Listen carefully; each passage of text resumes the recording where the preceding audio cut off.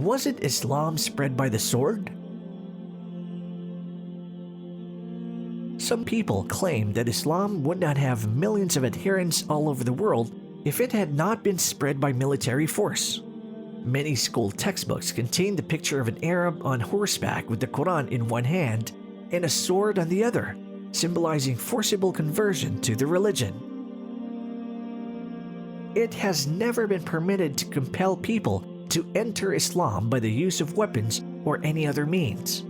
If Islam was spread by the sword, then it was the sword of intellect and convincing arguments, the inherent force of truth, reason and logic, something which conquers the hearts and minds of people everywhere. Far from being spread by the sword, Islam has always accorded respect and freedom of choice to people of all faiths. The Quran instructs, "There shall be no compulsion in acceptance of the religion. The right course has become clear from the wrong. Invite to the way of your Lord with wisdom and good instruction, and argue with them in a way that is best." The facts speak for themselves. Indonesia has the largest number of Muslims in the world, and the majority of people in Malaysia are Muslims. But no Muslim army ever went into Indonesia or Malaysia.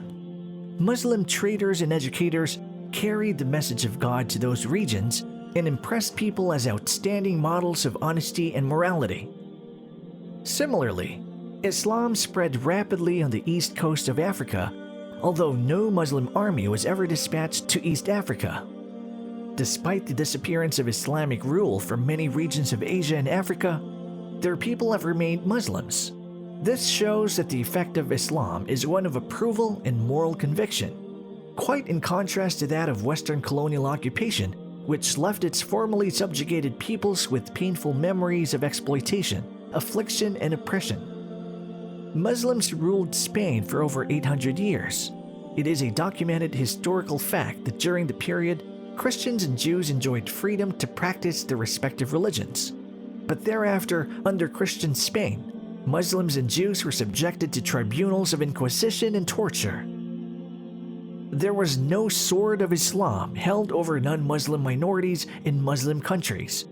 Until fairly recently, Christian and Jewish minorities have lived peacefully with their Muslim neighbors in the Middle East. If Muslims had made use of the sword, there would no longer be Arabs of other religions. Because Islamic law protects the status of minorities, places of worship belonging to other faiths are found throughout the Muslim world.